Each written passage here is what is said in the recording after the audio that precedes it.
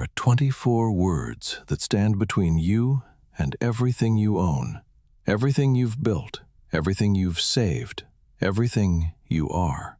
Most people never think about them until someone else does. This is seed phrase.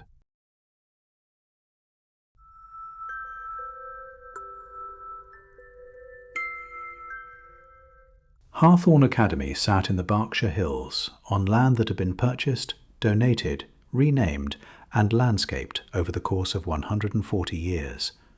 The stone held. The building, called Bell Hall, had been funded in 1961 by Edward Cavendish Bell, whose son attended Harthorne and whose grandson endowed the library annex, whose great-granddaughter sat on the current Board of Trustees. The name on the stone was the same name in the trustee directory. The east service stair ran behind the east wing, narrow, unlit past the second landing, accessible from the kitchen corridor and from the small door behind the Bell Hall utility closet. Most students did not know it existed. Claire Rourke did, because her mother had worked the east wing for 11 years, and Claire had walked those stairs before dawn on winter weekends, carrying towels, trash bags, and the spare key her mother kept in her coat pocket. The people who used the stair had their own name for it. The late October seminar met on Tuesday evenings in Classroom 3, first floor, East Wing. There were 5 of them. Eli Crane sat near the door, scholarship student, junior year, precise about small things, the line of his notes, the date at the top of each page, the exact temperature at which he'd drink the coffee from the machine in the main hall and not before. His mother worked 2 jobs in Lowell. He was here on academic merit, and he intended to stay here. Theo Cavendish Bell sat near the window. His coat hung over the back of the chair. When Sutter said Bell Hall, Theo did not look up. Calder Pike had opinions about every system and treated fear as a failure of analysis. He was trying hard to be good at this. The trying was visible if you looked. In the extra beat before he spoke, the way he reached for frameworks the way other people reach for handrails. Claire Rourke sat closest to the service stair. She wore shoes meant for walking in weather. She knew which doors stuck in sleet. And then there was Sutter. Jonah Sutter had been a faculty advisor at Harthorne for 9 years. He taught the Thursday seminar on institutional history and the Tuesday evening session on primary source research, which was the session where all of this began. He was 43. He had a daughter in 3rd grade whose drawings were taped above his desk with the kind of tape that doesn't damage paint. On the second Tuesday of October, he brought in a hardware wallet. He set it on the seminar table without ceremony. Matte black case, small as a thumb drive, a single screen across the top face.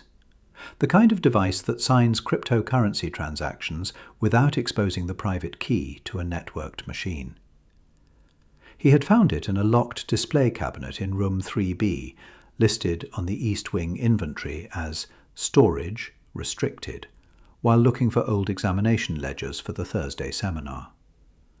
The cabinet had not been opened in years.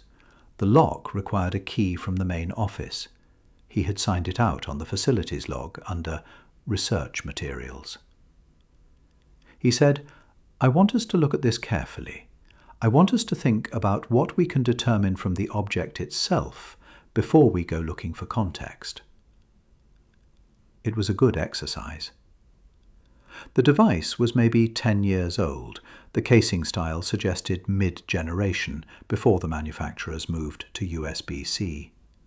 The screen was intact, one small scratch along the lower right corner, not deep. The device still held a charge. When Calder powered it on, it showed a single wallet address and a balance. The balance was $2.4 million. Not Bitcoin, not Ethereum. The address prefix, Bowl 1, matched nothing in the standard registry. The ticker was BLX.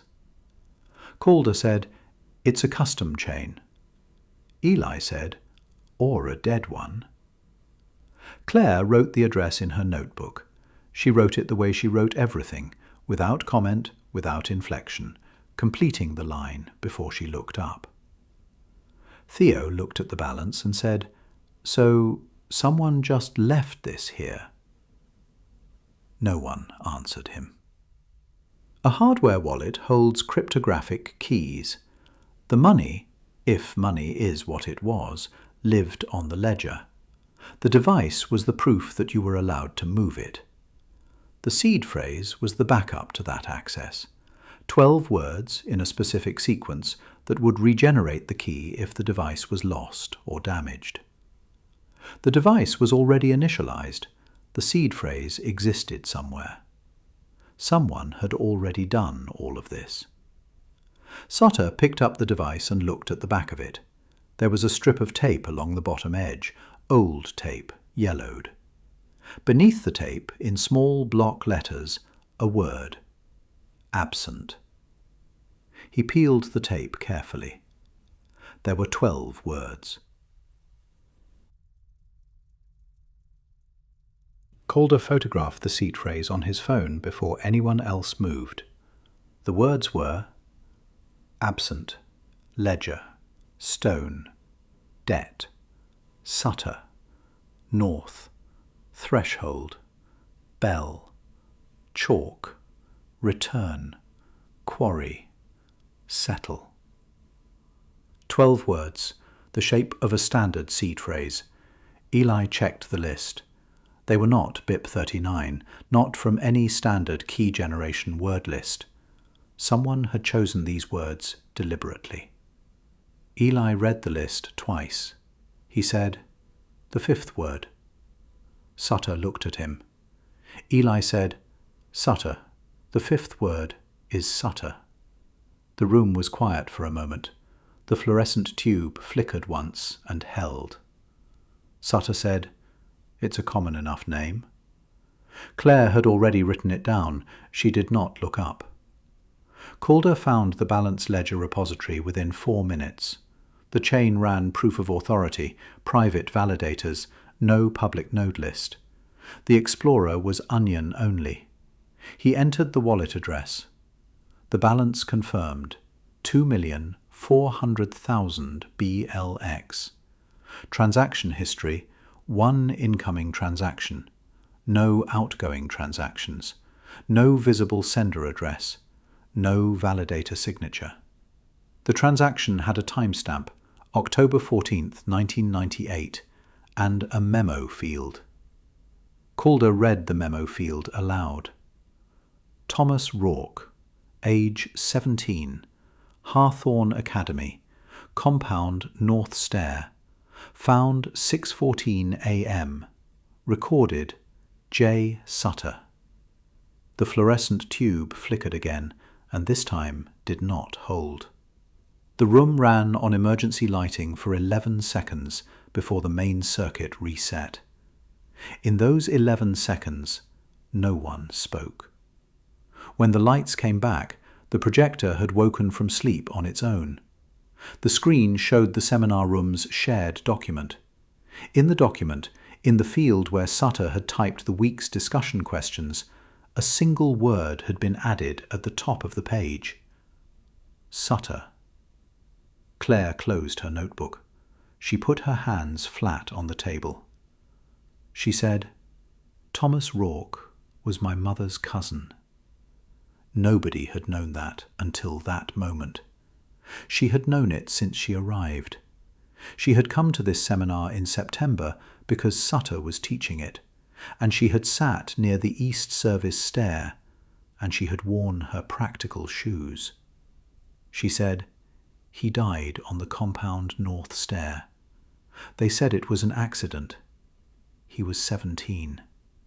Sutter had not moved. She said, "His name is in the ledger. Your name is in the ledger." Sutter said very quietly, "Yes."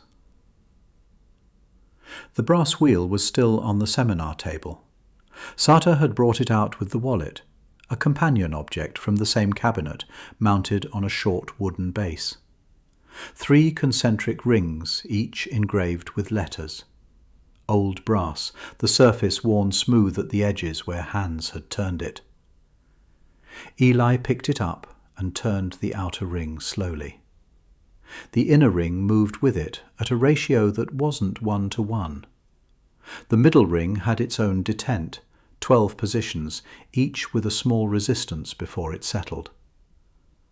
12 stops. He turned it to the first detent. The letter aligned with the marker was A. He turned it to the second. L. Third. S. Fourth. D. He set it down without finishing. He said, "Each position maps to one of the words. The wheel selects. The device signs. The ledger records." He looked at it for a moment longer. He said, "Someone built 3 versions of the same thing. The wheel first, then the device, then the chain. The interface changed. The system didn't." Calder said, "It's still a wallet. Wallets have keys." Eli said, "I know what it is." Claire had a key to the East Wing library. Her mother had given it to her 2 years before, as a practical matter. Sometimes the morning cleaning required access before the building opened, and Claire helped on weekends. She had never used it for research. She used it now. It was past 11 when she and Eli spread the archive folders across the table. Calder was still in the seminar room, working the Onion Explorer. Theo had gone back to the dormitory. Sutter had said he needed air, and had not come back. The Harthorne archive was well organised because Harthorne had paid someone to organise it every decade since 1910. The folders were labelled, cross-indexed, and stored in acid-free sleeves. 1894. A student named Aldous Bell, 18, third year, was found to have submitted examination papers under another student's name. The papers were described as irregularly sourced. The other student, name redacted in the record, was a scholarship boy from Western Massachusetts. He was expelled. Aldous Bell received a formal censure, noted once in the disciplinary log, and not thereafter. The Bell family donated a new library wing the following spring.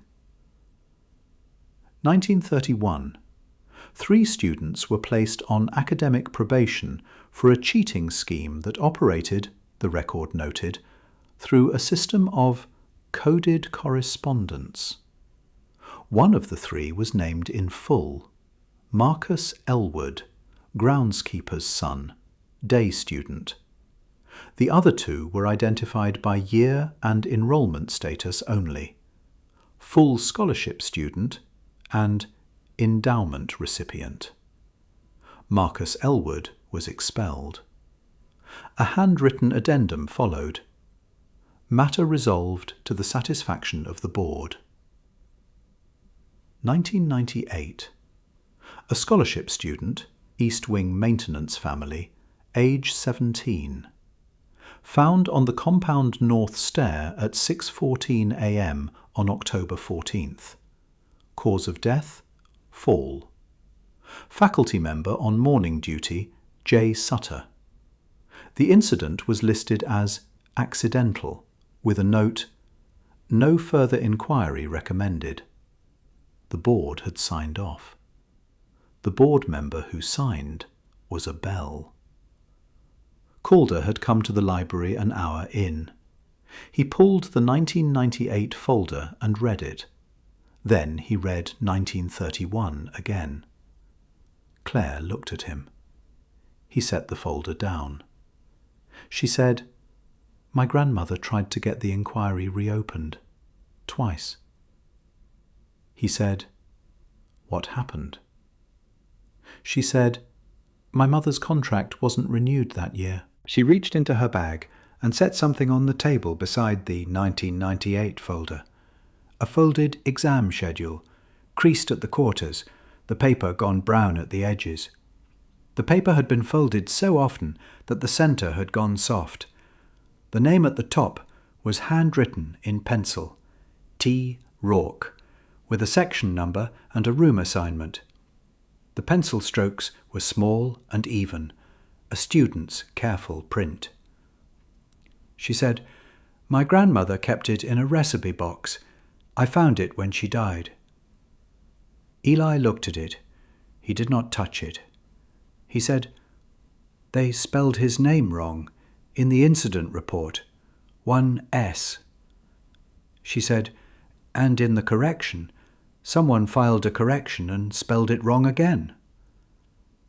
The lamp at the far end of the table flickered. He said, "Every one of them, back to 1894. The lamp at the far end of the table went out. Not a flicker, off. From somewhere in the stacks, deep in, past the third row of shelving, the sound of pages being turned, one at a time, in the dark.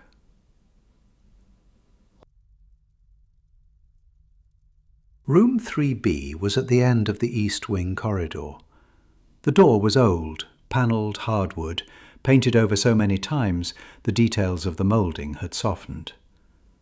The inventory listed it as storage restricted. Beneath the door, a thin line of chalk dust crossed the threshold.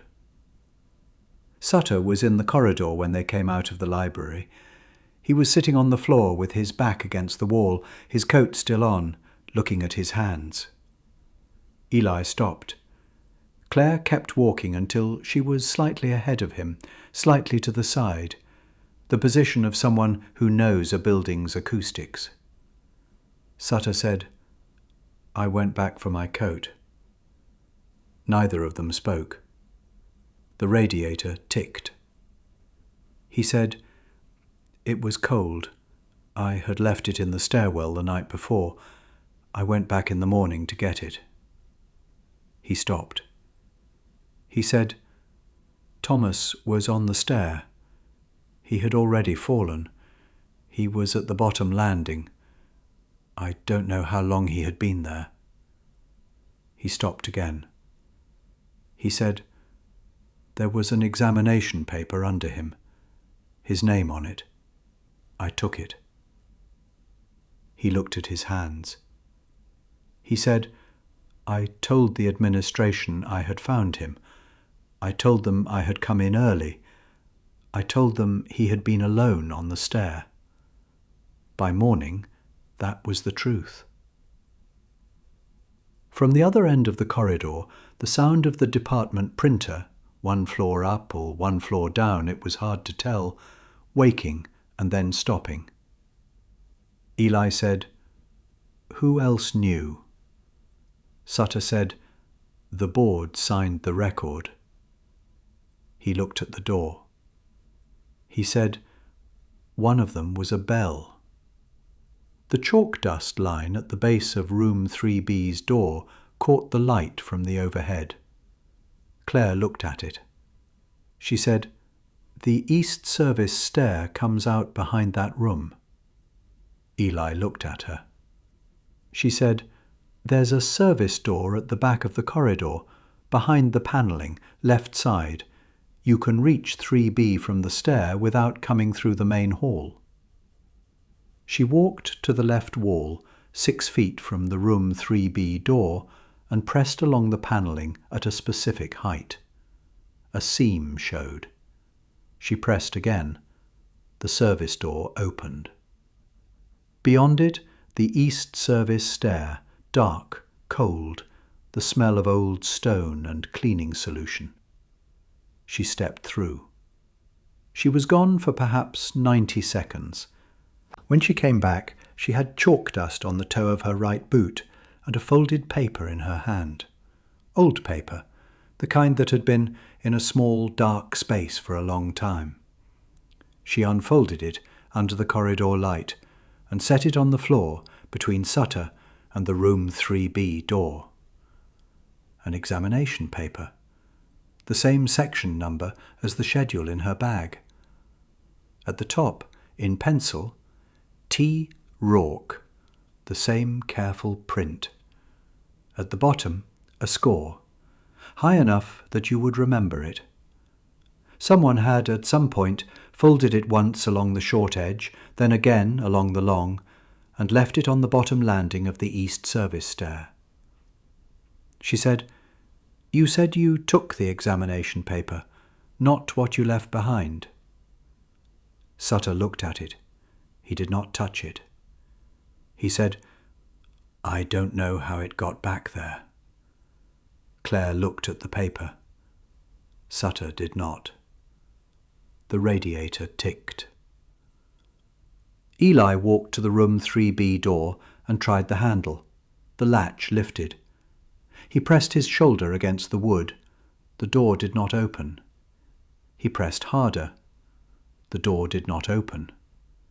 From beneath it, a fresh line of chalk dust crossed his shoe. He stepped back. He looked at the chalk on his shoe for a moment. Then he looked at the door.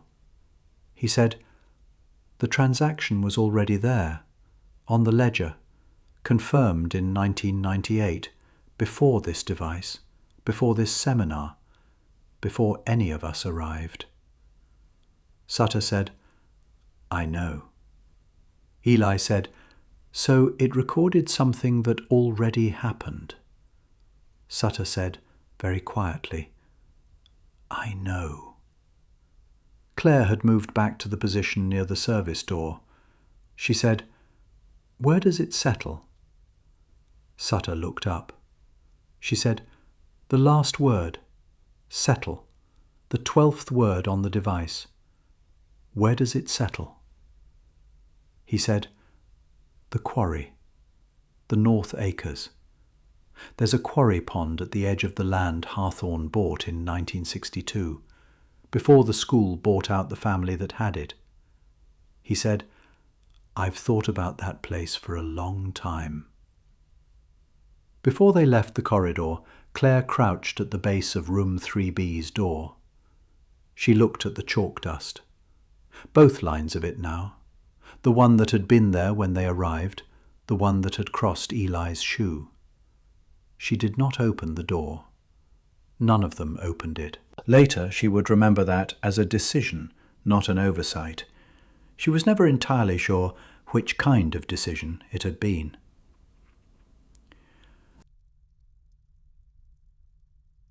They took Calder's car because it was the largest, and because Calder insisted on driving.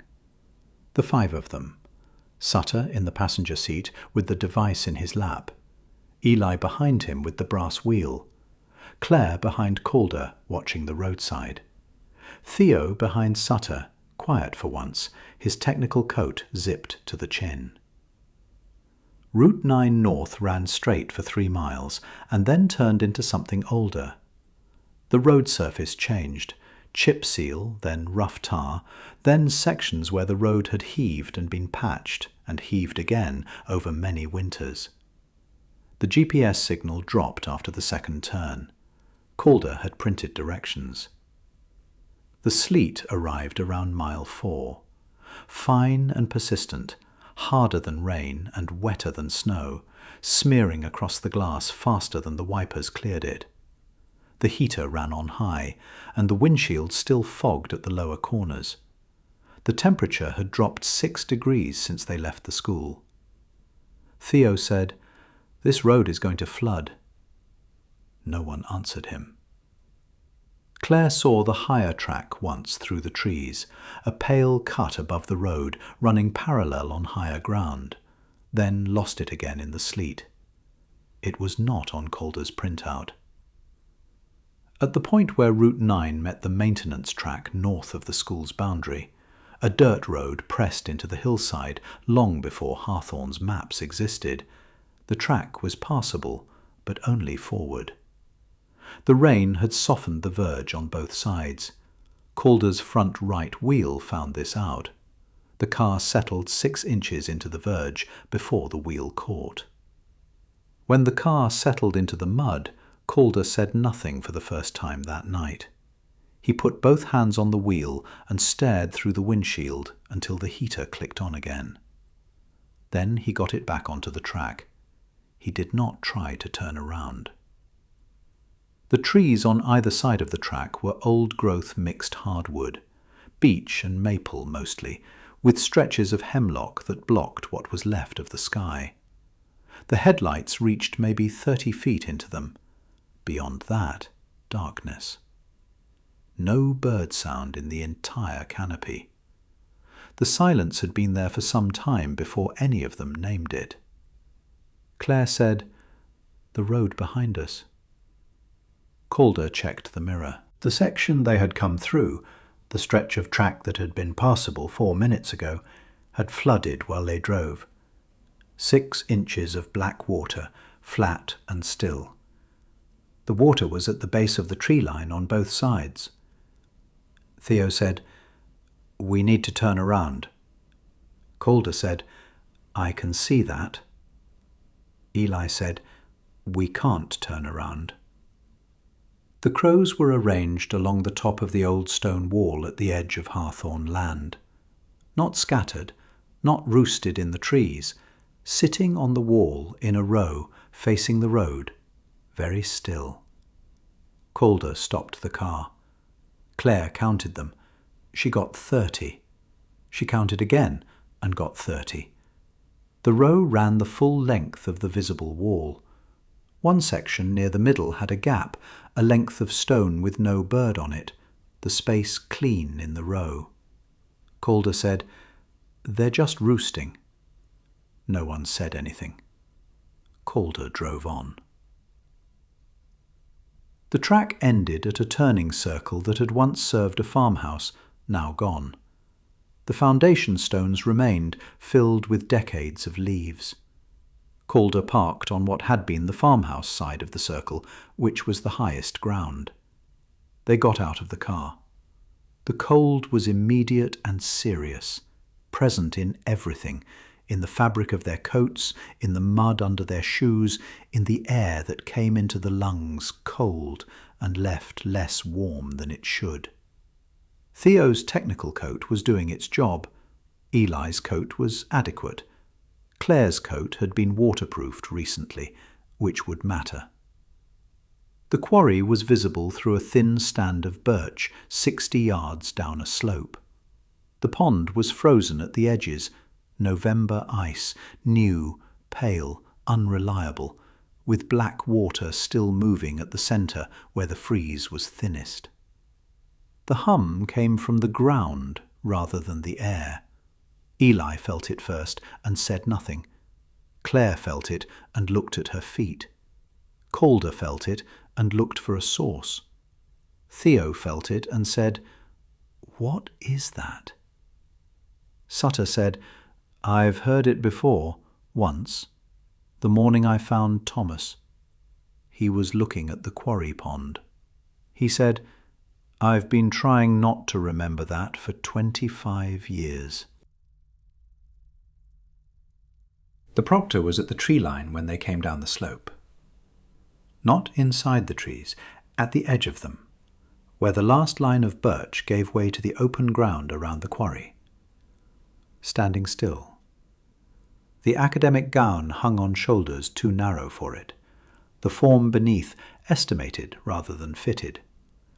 Black cuffs below the sleeves, moving a beat after everything else. A ledger hung from a brass chain at the left wrist. The gown had gone dark with sleet. The ledger pages had not. Sleet struck the open page and ran off the lower edge without darkening it. The collar was fastened with a school tie, wet and dark, tied in a perfect knot. The hood faced the quarry. Calder said, "There's someone there." Eli said, "Yes." Calder said, "We should call. There's no signal." He looked at his phone. No bars. He held it up, moved it. Claire said, "There won't be." Sutter stepped forward. He said, "I know what this is." He took the hardware wallet out of his coat pocket and held it in both hands. He said, "I'll sign it, whatever it needs. I'll sign the transaction." Claire said quietly, "You don't know what it needs." He said, "I've known what it needs for 25 years. I've just been choosing not to go to it." He walked to the quarry edge. He crouched at the ice margin and held the device over the water. He said, "Thomas Rourke, 17 years old, scholarship student, better at exams than any of us. He was on that stair and I was not. I was there after, and I did not say what happened, and I did not say what I took from under him. I said what the school needed me to say, and the school took care of the rest. 25 years. He said, "I don't know if this does anything. I don't know if a transaction on a chain nobody runs anymore settles anything real. But I know what I took, and I know his name is in this ledger next to mine." He connected the device. His hands were shaking, but his voice was not. He entered the seed phrase. Word by word, the device accepted the entry. The screen showed the confirmation prompt. He pressed Confirm. The device screen flickered. Then it showed Transaction pending. Calder checked the Explorer on his phone before the signal dropped again. He said, "There's no validator. There's no sender. The chain has been dead for 7 years." The device screen changed anyway. Confirmed. Calder looked at the phone, then at the device.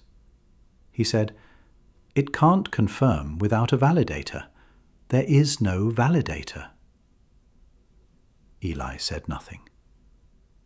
Eli looked at the timestamp. October 14, 1998. He said, "That date was already there." The proctor had not moved. Calder looked at the shape at the tree line. He was still holding his phone. He stepped toward it and held the phone up, the instinct of someone who believes documentation precedes understanding. He said, "If we have a record of this, if we can show the administration what we found, if the archive—" He kept walking toward the tree line, phone raised, still arguing with the system. Theo watched him go. He reached for his own phone, the same reflex, the same reach. He looked at the back of it, a small keychain ring on the case, a flat brass tag engraved with his family's initials. He closed his hand around it. He checked the screen. He did not step forward. The proctor's ledger pages lifted once in a wind that did not reach the open ground. They stayed blank. Theo went pale and looked away from the tree line. The trees beside Calder moved. Not the proctor. The birch trees, 6 feet to Calder's left, they moved, all at once, with a sound like something dropping into deep water from a great height. A dark opening where there had been branches. Calder went into it sideways, one hand still holding the phone. The screen stayed lit for a second after he was gone. He was still talking when the trees took him. The lit screen went dark. No one moved until the shape at the tree line was no longer at the tree line. They ran because there was nothing else to do. Away from the place where Calder's phone had been lit and then wasn't. Away from the quarry edge and the confirmed transaction and the shape that was no longer where it had been. The road behind them had flooded. They ran for the slope behind the old foundation stones, which was higher ground. The mud pulled at the heel with each step. After 30 steps, everyone's stride had shortened. Theo caught 2 fingers on a branch at the gully crossing. They bent. He did not look at them. He kept running. Sutter fell on the first slope and came up with mud on his hands and one knee. He did not stop. Eli was behind them all. The hum in the ground had not stopped. It had changed. Not louder, not different in pitch, but present in a new way. The way a sound becomes present when you realize it has been there all along. Claire's palm opened on a piece of granite at the second crossing, a shelf of stone just under the leaf litter. She felt the cold first and the burn after. She kept moving. From behind them, in the direction of the quarry, there was a sound. A single low impact. The sound something heavy makes when it meets something immovable at the end of a long fall. Then silence. After that sound, the pursuit stopped. The hum stopped. The sleet kept coming. Claire stood at the top of the slope and listened. Her breath came in even intervals. She counted 4 of them before she was sure of the silence. She turned. Sutter and Theo were behind her. Eli was not. She looked down the slope. Her flashlight beam crossed a section of mud, a birch root, a flat shelf of granite. Eli's notebook lay open in the mud, face up. The date written at the top of the page in his careful hand, the line beneath it still straight. His flashlight lay beside it, pointing uphill, lighting nothing useful. She went down 3 steps and crouched over the notebook. The bottom corner of the open page had begun to soak. The ink on the date line had not run yet, but the paper had softened at the edge. She reached for the wheel and understood, before her hand found nothing, that it was gone. He had been carrying it. She said his name. No answer.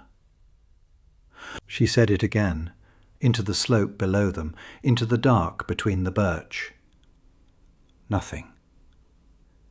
Behind her, Theo said nothing. Sutter said nothing. She did not look back at either of them. The sleet came at an angle, out of the northeast, steady. The open page lifted once in the sleet and settled again. Somewhere down the slope, in the direction of the quarry, a birch tree let its ice go, a sound like something dropped and not retrieved. She stood. She left the notebook in the mud. Sutter was sitting on the foundation stones when she got back to them. His coat was dark with mud from the shoulder down one side. He was looking at the device in his hands. The screen showed balance 0. He said, "It cleared." Claire said, "I know." He said, "Both of them, Calder and Eli. They weren't." She said, "I know." He said, "I'm sorry. I should have. 25 years ago, I should have." She said, "Yes." Theo was standing at the edge of the old foundation, looking at his bent fingers. He was holding them against his chest in a way that suggested they hurt considerably more than he was willing to say. His coat was wet, and his face was white in the way faces go white when the blood has decided to prioritize elsewhere. He looked at the notebook in the mud below the slope. He looked at it for a moment, the way you look at something when you are deciding whether to pick it up. Then he looked at his phone. The screen was cracked, but still on. He thumbed it once. Nothing opened. He said, "What do we do now?" Claire said, "We walk out." He said, "The road flooded." She said, "The service track runs parallel to the road, stays on higher ground. It comes out above the flood line." He said, "How do you know that?" She looked at him. She said, "Because my family built it."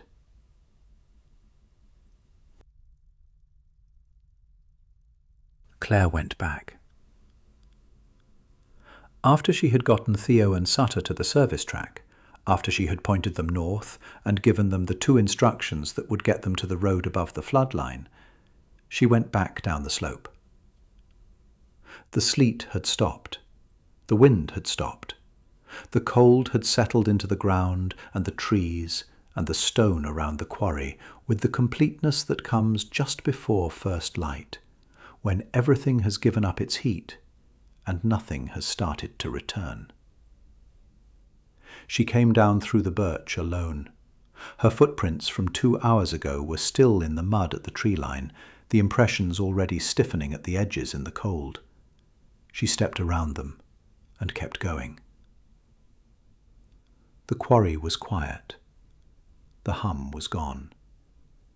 The ice at the margins had extended in the 2 hours since they had stood there.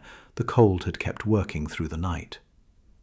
The pale shelf of new ice reached 2 feet further than it had.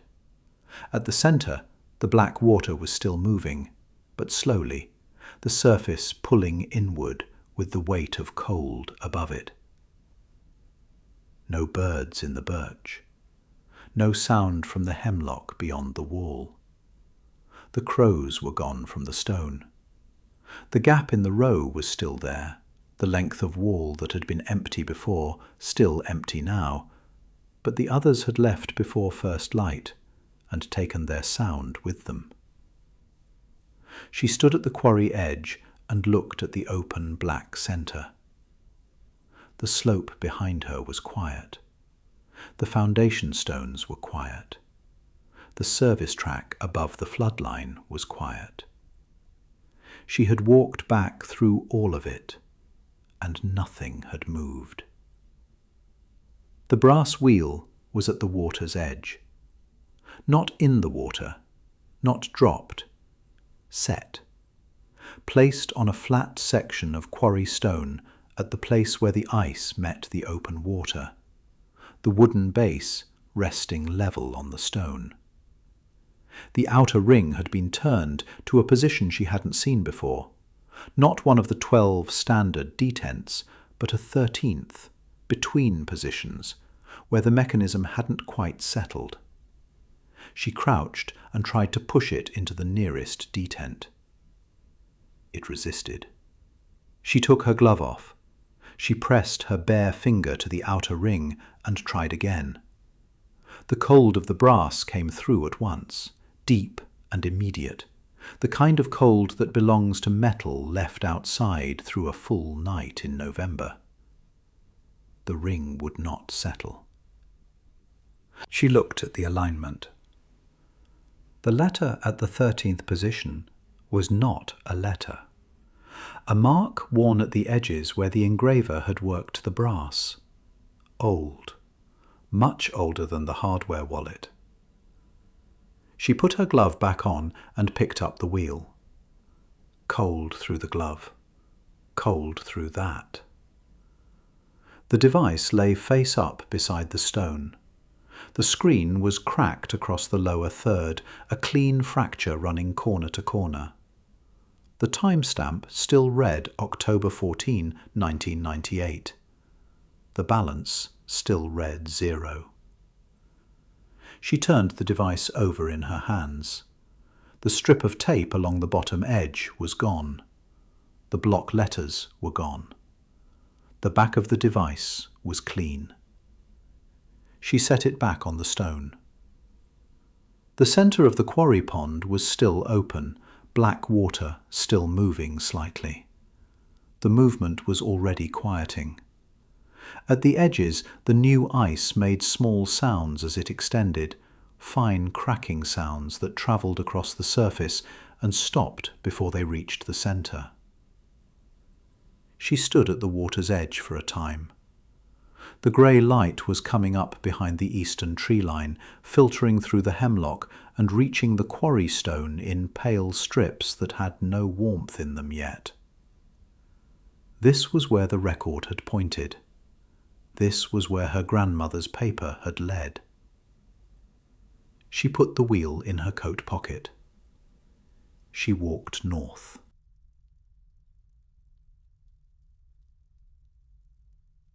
Three weeks after the quarry. The school's initial statement described the incident as an accident during an unauthorized off-campus excursion. It named 4 students and 1 faculty member. It offered condolences for the loss of Eli Crane and Calder Pike. It described Jonah Sutter as having suffered a medical event during the excursion and having died at the scene. It did not mention the quarry by name. It did not mention Thomas Rourke. Theo Cavendish Bell was named first in the statement, before the dead, as a student who had survived and was receiving medical care. His family's attorney contacted Harthorne's legal office the day before the statement was released. The call lasted 40 minutes. The dormitory that bore his family name had its brass letters polished before the statement went out. Theo's transfer to a school in Connecticut was described, in the letter to the Harthorne community, as arranged for health and privacy reasons. By spring, he was photographed at a lacrosse match. In the photograph, his 2 bent fingers were taped together with white athletic tape. Claire's mother received a letter in December. It thanked her for 11 years of service to the East Wing and informed her that her contract would not be renewed in the new year. The letter was signed by the head of facilities operations and copied to the board. The board member who signed the copy was a Bell. The inquiry that followed took 14 months. The Harthorne board wrote its own terms of reference in February. The brass letters on Bell Hall were not removed. The envelopes had been sealed before any of that. Claire's account of the evening, documented and detailed, including photographs of the archive folders and a complete transaction record from the Balance Ledger Explorer, sent to 3 journalists, 1 investigative non-profit, and the State Education Oversight Office. Each envelope with a note specifying the date it should be opened.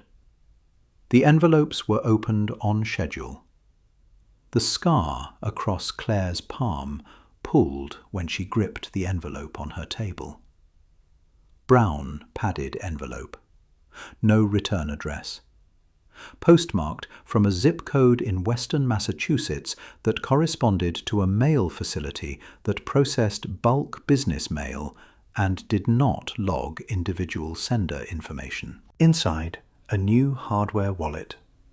Matte black, same form factor, same generation, already initialized. She powered it on. The address prefix was BAL1. The balance was not 0. She turned the device over. The strip of tape along the bottom edge. Old tape. The same yellowed tape. Beneath it, in small block letters, 12 words, and a 13th. The 13th word was Exeter. She set the device on the table. She took out the brass wheel. She turned the outer ring to the first detent. The letter aligned was not A. The alignment had shifted. Something in the mechanism had moved during 3 weeks in her coat pocket. some internal settling of the parts against each other. She turned the ring back to what she thought was the first position. It would not settle there. She set the wheel down beside the device. Outside, the first snow of the season was coming down, fine and early, landing on ground not yet cold enough to hold it. The wheel clicked once against the table. The device screen stayed lit. New episodes every other Thursday. Find us wherever you listen. Appendix. The seed phrase, production draft V9. Screams original. They say a wallet is only as safe as the words that guard it. 12 little keys to a kingdom or a cage. Marcus learned too late that some phrases are better left unspoken, unwritten, and above all, unremembered. Sweet dreams. Screams do come true.